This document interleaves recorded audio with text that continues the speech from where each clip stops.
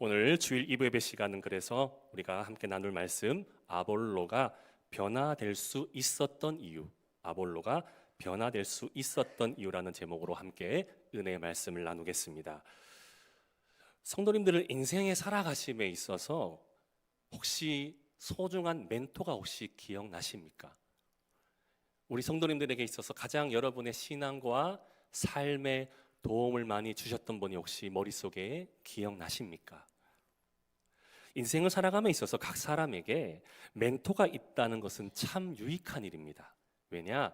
멘토가 있기에 어떤 한 사람의 인생의 경험과 지식이 풍부해질 수 있을 뿐만 아니라 또 그 안에 그동안에 있었던 그 내면 속에 잠재력까지도 더 성장할 수 있기 때문이지요. 우리 믿음의 사람들 역시도 때론 신앙의 길을 옳은 방향으로 안내해 줄 수 있는 멘토가 필요합니다. 그 이유도 역시 멘토의 소중한 말 한마디와 지도 역시가 어떤 한 사람의 신앙을 바르게 인도하는 좋은 동기부여가 될 수가 있기 때문인데요. 저도 돌이켜보게 되어지면 제가 음대를 다니던 그 대학 시절에 저를 레슨해 주시던 선생님의 말 한마디가 큰 도움이 되었던 적이 있었습니다.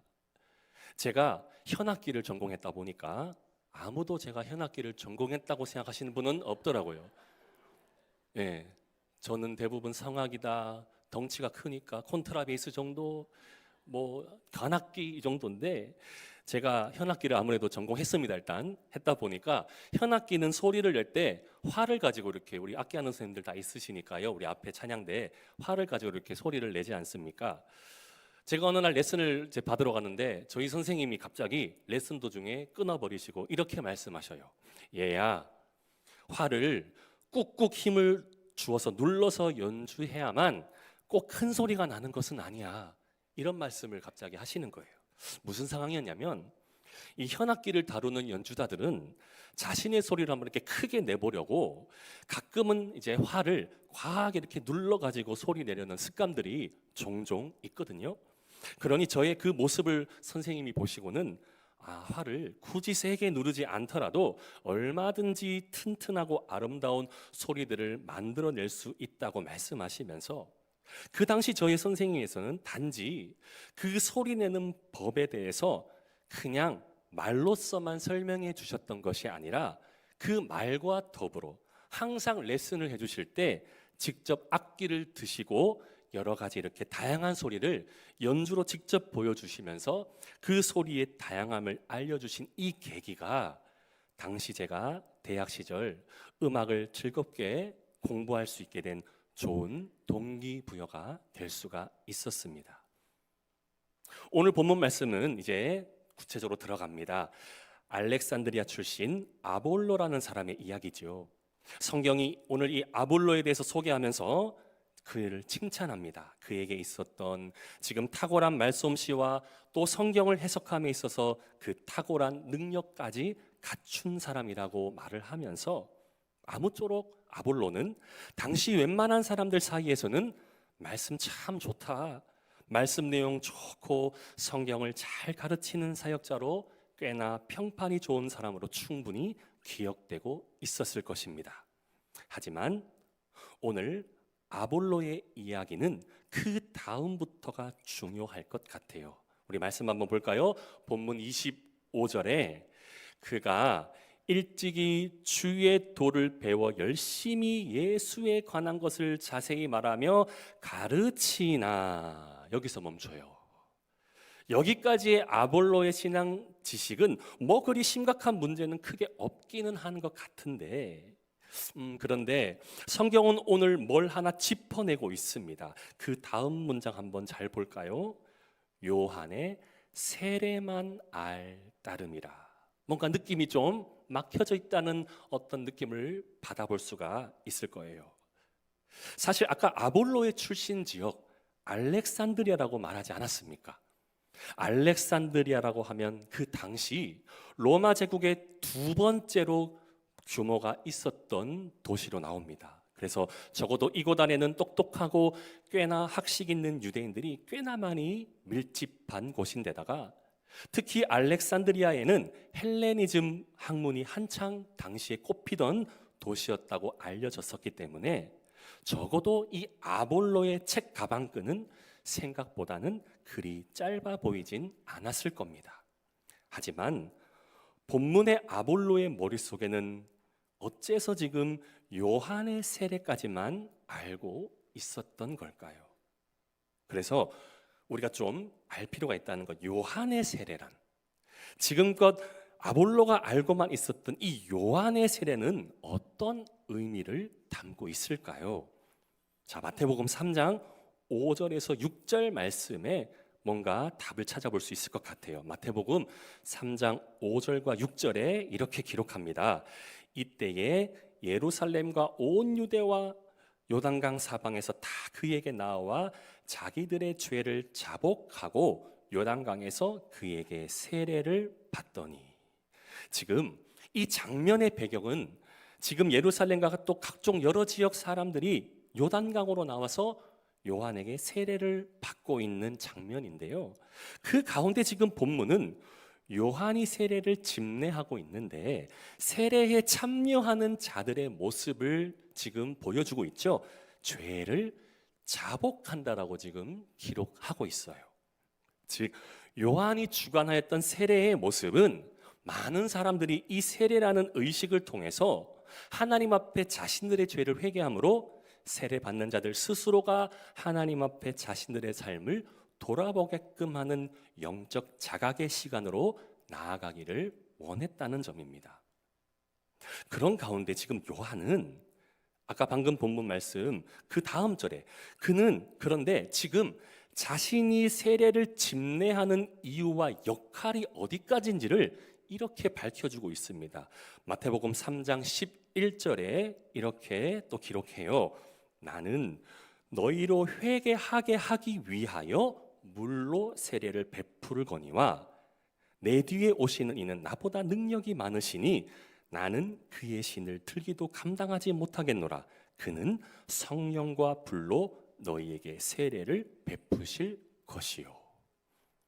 그래서 요한은 지금 사람들에게 자신이 베푸는 세례의 목적은 단지 회개하게 하기 위해라고 그 목적을 밝혀주고 있습니다. 따라서 요한이 세례를 집례하려고 했던 것은 세례를 통하여 사람들에게 그동안 만연해 왔던 유대 사상 가운데 아주 안 좋은 것들, 그러나 이제 하나님 나라가 도래했다라고 회개하라, 천국이 가까이 왔느리라. 그러니까 이게 무슨 의미를 담고 있느냐? 하나님 나라의 주인이신 예수 그리스도가 진정한 메시아시며 구원자이심을 선포하여서, 그래서 사람들이 예수님 앞에 자신들의 죄를 회개할 수 있는 자리까지 안내하는 역할, 즉 요한은 이 세례를 지금 해야 될 목적을 밝히고 있다는 거예요. 그러니까 안내자라는 거예요. 진짜가 누구인지를 안내하는 역할을 지금 요한이 하고 있었다라는 겁니다. 왜냐하면 자신은 인간의 죄가 해결될 수 있는 그 토대를 마련하는 자리까지는 자신의 선에서 친절히 안내까지는 가능하나 요한은 알고 있었던 겁니다. 인간의 죄에 대해서 완전케 정리하실 수 있는 이는 장차 그에 뒤에 오실 오직 예수 그리스도만이 가능하다는 것을 분명히 알고 있었던 것입니다.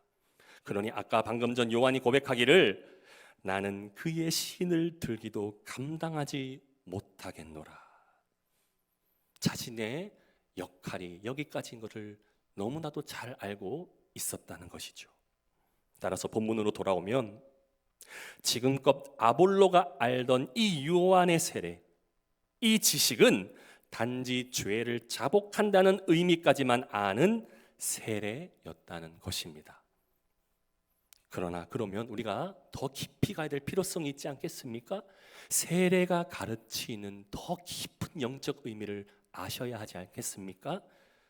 성경이 궁극적으로 안내하는 세례는 그저 우리의 죄를 자복한다는 선까지만 그 의미를 안내하고 싶었을까요?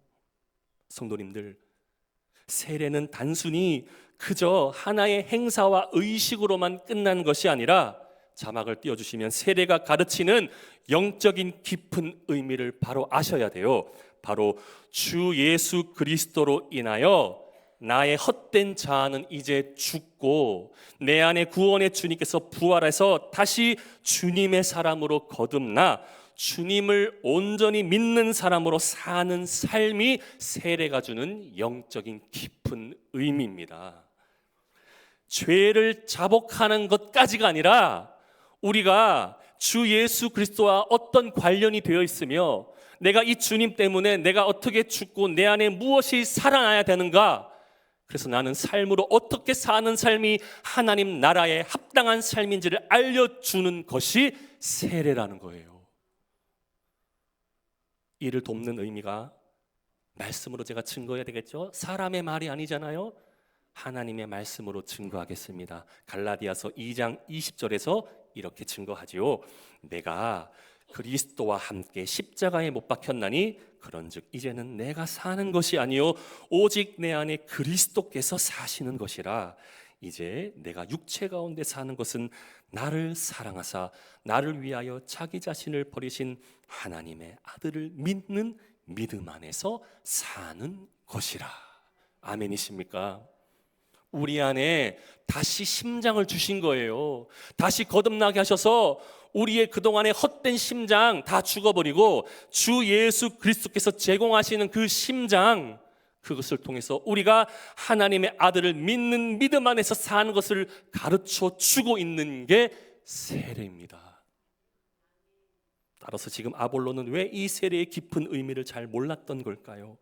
그렇게 많이 공부했지 않습니까? 알렉산드리아라는 이 학문적인 도시에서 그렇게 공부를 파고 들었을 건데 왜 이 세례의 깊은 의미까지는 도달하지를 못했을까요? 아볼로의 신앙을, 또 신학의 기초를 한번 돌아봐야 될 것 같습니다. 지금 세례는 알고는 있는 것처럼 보이나 오늘 말씀 우리가 받지 않습니까? 예수에 관한 지식이라고 표현했지 않습니까? 지금 뭐냐? 예수님 깊숙하게 주시는 은혜가 없기에 지금 뭐냐? 믿는 자의 주인 되시는 예수 그리스도가 빠져 있었기 때문입니다. 그러니 아볼로는 세례에 대한 어느 정도 형식과 이론적인 개념에는 똑똑했을지는 몰라도 예수 그리스도의 핵심은 빠져 있으니 세례를 통한 정말 하나님을 믿는 자로서의 거듭남의 삶의 증거로는 지금 불충분했다는 것입니다. 사랑하는 성도님들, 따라서 오늘 말씀을 통해서 예수님이 나의 신앙의 중심에 온전하게 거하고 계신지 아니면 어디 계신지 모른다면 주님께서 나의 신앙에 오늘 이 말씀을 통해서 어디에 있는지를 분명히 확인해 보셔야 합니다. 세례가 의식입니까? 의식으로만 보여집니까?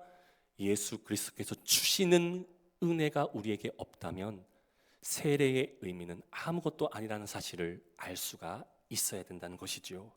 그래서 질문을 드립니다. 혹시 우리 자신의 신앙의 중심에는 지금 사람이 먼저입니까? 아니면 하나님이 먼저입니까? 혹여나 오늘 우리의 신앙에는 본문의 아볼로와 같은 모습이 있지는 않습니까? 예수 그리스도의 죽음과 부활, 이 신앙이 중심에서 빠져 있으면 오늘날 우리 믿음의 사람들에게도 세례는 단순히 의식적인 모습이 될 뿐, 또한 신앙생활도 역시 형식적이며 외식적일 수밖에 없다는 점을 기억하시는 성도님들의 삶이 되시기를 바랍니다. 유명한 가수, 우리가 잘 아는, 다 여기 계시는 분들은 나훈아 씨 아시죠? 예, 나훈아 씨도 있고 너훈아도 있더라고요. 나훈아 씨가 잡지 인터뷰 중에서 예전에 이런 말을 했다고 합니다. 오늘날 가수는 참 많은데 진정성 있게 음악하는 음악가는 잘 없는 것 같다, 이런 표현을 해요. 요새 젊은 사람들 TV에 나오는 것 보면 가수는 많지 않습니까? 아이돌 그룹 얼마나 요새 많습니까? 그런데 이 나훈아 씨가 표현하기에 진정성 있는 음악가가 잘 없다는 거예요. 무슨 뜻일까요? 오늘날 대한민국 연예계에 마이크 잡고 노래하는 사람은 많아졌는데 그에 비해서 겉으로 보이는 정작 폼은 잘 잡고 그러나 음악 안의 가사와 노래 안의 깊숙한 감정까지 이끌어내는 진정성 있는 가수는 만나기가 힘들어졌다는 거예요. 지금 어느 한 유명 가수가 이렇게 음악이란 것 가지고도 내면의 깊이를 강조하고 있는데, 하물며 하나님 앞에 신앙은 어떻겠습니까? 사람들 앞에만 잘 보이면 그만일까요? 신앙은 누구에게 잘 보이는 것입니까? 오직 하나님을 기쁘시게 하는 것입니다. 그래서 이 근거를 말씀을 통해 한번 또 증거합니다. 데살로니가전서 2장 4절 말씀이 분명하게 기록해주고 있어요.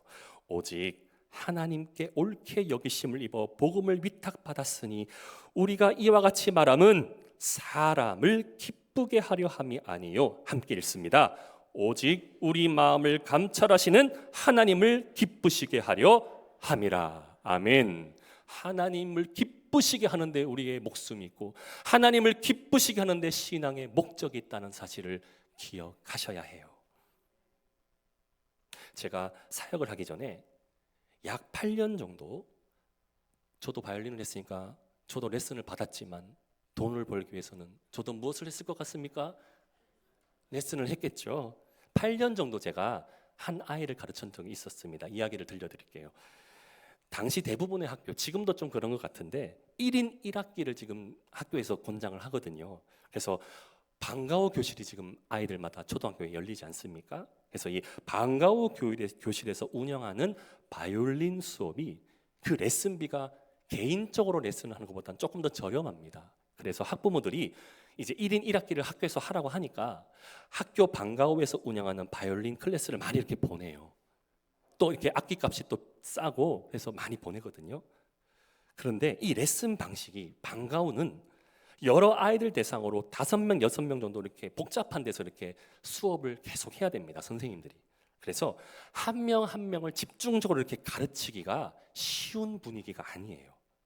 뭐 어찌 됐든 간 같은 이제 초등학교 안에서 이제 제가 지금 가르치는 아이와 방과후 아이들, 방과후는 방과후 아이들대로 바이올린하는 수업이 있었고, 또 제가 가르쳤던 학생은 이제 그 어머니가 조금 똑똑했습니다. 그래서 방과후에 레슨 가면 한 사람에게 올인돼서 선생님께 레슨을 못 받으니까 이제 개인 레슨 선생님을 구해보자 해서 저하고 이렇게 연결이 돼서 수업을 하기 시작했습니다. 저는 지금도 신앙을 제가 설교할 때도 마찬가지고 제가 바이올린을 가르칠 때도 중요하게 생각하는 것이 있습니다. 왜 아이들 이렇게 어렸을 때 피아노 학원 보내시면 선생님들이 처음에 치게 하는 게 뭐예요? 바이엘, 체르니, 하농 뭐 이런 것들을, 기초적인 것들을 많이 이렇게 치게 하지 않습니까?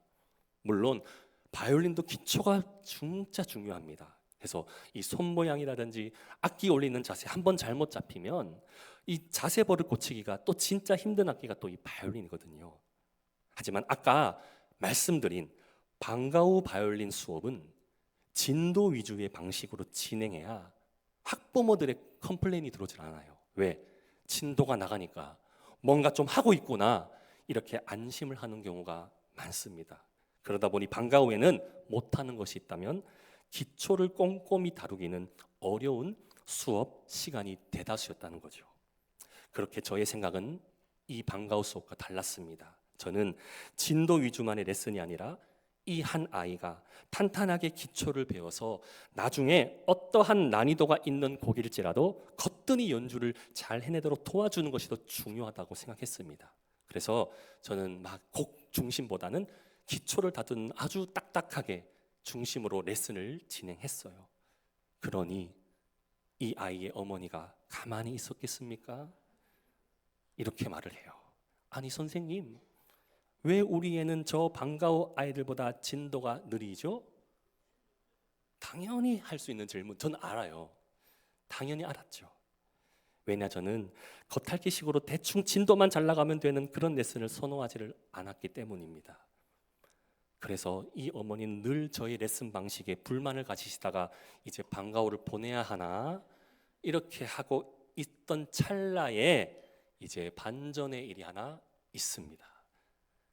제 레슨에 의심의 누명을 벗길 만한 기회가 찾아와요. 뭐냐? 제가 가르치는 아이의 초등학교 안에는 매년 상하반기 한 번씩 교내에서 기악 경연대회가 열렸습니다. 이제 나름 그 안에서 경쟁자들이 많겠죠. 그래서 제가 지도한 아이도 이 대회를 위해서 준비해서 참가했고, 또한 같은 학교 방과 후 클래스를 하던 아이들도 이 대회에서 참가를 하게 됩니다. 선생님 아주 훌륭하게 준비를 다들 했겠죠. 그런데 성도님들 보시기에 대회 결과가 어떻게 되었을 것 같습니까? 저는 평소 기초만 탄탄히 하면서 연주곡 하나를 조금 더 저 다른 방과 후 아이들보다는 조금 더 수준 높은 것으로 지도해서 대회를 나갔고, 다른 방과 후 교실에서는 진도 위주의 시간 어머니들 그 비유에 맞추어 경연대회를 준비했는데 어떤 결과가 나왔을까요? 레슨 받던 그 진도 많이 나갔던 아이들의 실력이 좋았을까요? 연주를 대회에 딱 해보니까 표가 납니다. 어떻게? 진도 위주만 레슨을 받던 아이들, 진도는 많이 나갔지만 대회 날 연주를 끝까지 못해요. 끊어져요. 그런데 저는 개미처럼 기초 중심으로 탄탄히 가르쳤던 아이는 끝까지 연주를 했습니다. 즉, 이 기악 경연대의 중점이 뭐냐? 끝까지 누가 연주를 하느냐. 물론 곡도 수준 있는 곡을 갖고 나가서 끝까지 연주를 했던 이 아이가 전체 대상을 타게 됩니다. 이게 아멘. 네. 그리고 이 아이는요, 인생에서 처음으로 1등이라는 것을 경험해 본 거예요. 그동안 걱정 반 근심 반. 그렇다면 이제 이 아이의 어머니의 태도는 어떻게 되었을까요? 선생님, 우리 아이가 왜 그러지요? 해서 선생님, 간식이 바뀌어집니다. 처음에는 제가 레슨에 막 마음에 안 드니까 음료수 한 잔, 물 한 잔. 그런데 대회 1등을 시키고 나니까요, 간식이 뭘로 바뀌어진지 아세요? 피자, 과일, 탕수육, 떡볶이. 심지어 저는 생전 레슨을 하면서 처음으로 선생님, 여름에 휴가 잘 다녀오세요. 휴가비를 또 주시는 거예요. 그동안 저는 고집스럽게 아이에게 기초만 가르쳤습니다. 배우는 당시에는 레슨을 지켜보시는 어머니는 충분히 레슨 분위기가 지겹고 딱딱하게 보였을 수도 있습니다. 당연하지요. 그러나 지금 생각해보면 저에게 고집스러운 아마 이때 이미 하나님께서 저를 지도하시는 사역의 기초였을지도 모르겠습니다. 그래서 제 카톡 알림말은요, 이렇습니다. 제대로 가르치면 진짜 변화한다. 제대로 가르치면. 근데 그 제대로가 뭘까요? 하나님의 말씀의 기초. 딱딱할지라도 제대로 한 말씀 한 말씀 우리 성도님들과 다음 세대와 또한 모든 곳에 심겨지면 그 말씀은 반드시 확장되어 그 말씀에 의해 그 어떠한 것도 흔들리지 않고 상처와 아픔이 있더라도 이기는 능력이 될 줄을 믿습니다. 성도님들, 말씀을 들으실 때 사람의 말이 기억나시면 안 돼요. 하나님의 말씀만이 심겨지셔야 돼요. 제 아무리 많은 예화와 좋은, 저도 지금 예화를 했지만 우리 성도님들께 바라고 원하는 것은 바이올린 학생이 1등 했다는 기억이 아니라 우리 중심에 예수 그리스도가 있지 않으면 안 된다는 거, 이거를 기억하셔야 된다는 거예요. 근데 많은 사람들이 오늘날 설교를 들으면 재미있는 말을 하면 은혜 받았다, 그게 중요한 게 아니에요. 우리에게 재미있는 것은 하나님의 말씀이 되셔야 되지요. 하나님의 말씀이 저 꿀 한 송이보다 달도다라고 고백했던 다윗, 우리에게 단 것은 예화가 아니라 하나님의 말씀이어야 되지 않겠습니까? 그래서 아볼로는 오늘 변화되어야 되겠지요. 그러면 성경이 이 사람에게 제공한 솔루션을 한번 봤으면 좋겠습니다.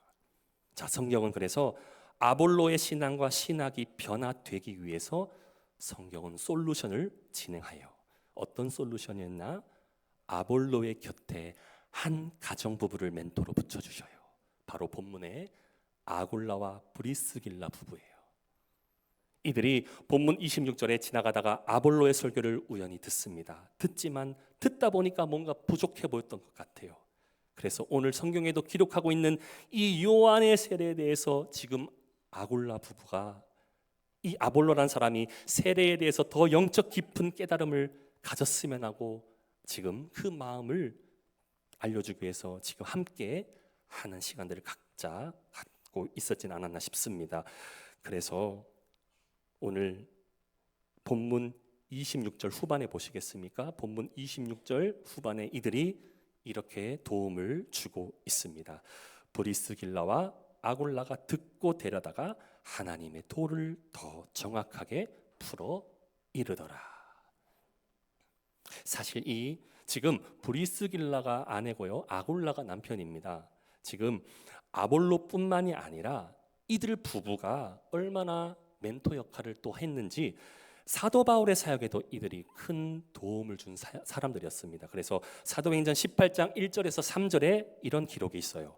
그 후에 바울이 아덴을 떠나 고린도에 이르러 아골라라 하는 본도에서 난 유대인 한 사람을 만나니 글라우디오가 모든 유대인들을 명하여 로마에서 떠나라 한 고로 그가 그 아내 브리스길라와 함께 이달리아로부터 새로 온지라. 바울이 그들에게 가매 생업이 같으므로 함께 살며 일을 하니 그 생업은 천막을 만드는 것이었더라. 그래서 이들 부부는 바울이 2차 선교 여행할 당시에 고린도를 방문한 바울에게 숙박을 제공해 주었고 함께 장막을 만들어서 바울의 사역에 큰 도움을 주기도 했던 사람이었습니다. 그런 이 브리스길라와 아굴라의 부부의 수고와 섬김이 있었기에 이제 아볼로가 무엇이 달라진지를 한번 확인해 보시겠습니까? 본문 27절과 28절에 달라진 아볼로의 모습이 증거합니다. 아볼로가 아가야로 건너가고자 하므로 형제들이 그를 격려하며 제자들에게 편지를 써 영접하라 하였더니 그가 감에 은혜로 말미암아 믿는 자들에게 많은 유익을 주니 이는 성경으로서 왜 유익을 줄 수 있었을까요? 예수는 그리스도라고 증언하여 공중 앞에서 힘있게 유대인의 말을 이김이로라. 그가 어떻게 하였더니 변화가 나타났습니까? 예수에 관한 것이요? 아니요. 예수는 그리스도라고 분명히 입술의 고백을 통해서 선포되었습니다. 그의 탁월한 지식에 이제 예수 그리스도가 함께하니 어떻게 됩니까? 유대인들의 말을 이김이로라. 사랑하는 성도님들, 오늘 말씀을 통해서 도전이 되기를 원하는데요, 우리 주변에도 사랑하는 영혼들 그리고 주일학교로 혹은 교사로 권찰로 다양하게 섬기시는 분들이 계실 텐데요, 저와 성도님들 모두도 이 브리스길라 아굴라처럼 많은 사람들에게 참된 신앙의 유익을 줄 수 있는 사람 되시고 또한 참된 영적 가르침을 받을 수 있는 사람들과의 만남을 이루실 수 있기를 주님의 이름으로 축복합니다. 우리의 지식과 신앙이 성장될 수 있는 것, 그래서 제가 서두에 말씀드린 거, 얼마나 멘토가 중요한가. 내 스스로만의 능력으로 되는 것만이 아니라 이 아굴라, 브리스길라와 같은 좋은 멘토들이 있는 것이기에 가능할 수 있었던 것입니다. 그러기에 혹시라도 내 신앙의 성장과 믿음이 아직까지 멈춰져 있다고 느껴지시는 성도님들이 있다면 오늘 브리스길라 아굴라와 같은 믿음의 동역자들을 만나서 신앙의 유익을 얻는 은혜가 있기를 주님의 이름으로 축복합니다. 무엇보다 성도님들 더 깊이 원하는 것은 하나님의 말씀이 여러분의 신앙의 가장 좋은 멘토자가 되시기를 주님의 이름으로 축복합니다. 하나님의 말씀만큼 다른 것들은, 사람의 말들은 흔들릴 수도 있겠지만 하나님 말씀만큼은 흔들리지 않는 가장 우리 신앙의 좋은 멘토입니다. 말씀을 맺습니다. 성도님들, 지금까지 아볼로의 지식이 멈춰져 있었던 이유는 그의 삶의 중심에 예수 그리스도를 온전히 만나지 못했기 때문이었습니다. 그러기에 오늘 아볼로에 있어서는 아굴라 부부의 도움이 매우 중요했던 거예요. 왜냐? 이들을 통해서 성경을 더 깊게 보는 안목이 열렸고 또한 이들의 도움으로 예수 그리스도를 증거함으로 많은 사람들에게 신앙의 유익을 줄 수가 있었습니다. 그러므로 사랑하는 봉독교회 성도님들 모두에게 오늘 본문의 아볼로와 같은 신앙의 변화, 그리고 브루스길라 아굴라 부부와 같은 신앙의 멘토를 꼭 만나심으로 우리 인생의 신앙의 변화와 성장, 또한 더 깊고 넓으신 주님의 은혜를 마음껏 누리시는 삶으로 온전히 나아갈 수 있기를 바랍니다. 그래서 많은 사람들이 우리 봉독교회, 우리 성도님들 한 사람 한 사람이 좋은 멘토자가 되어 주셔서 하나님 나라와 확장에 도운 귀한 열매 역사들이 많이 나타날 수 있기를 다시 한번 우리 주 예수 그리스도의 이름으로 간절히 축원합니다.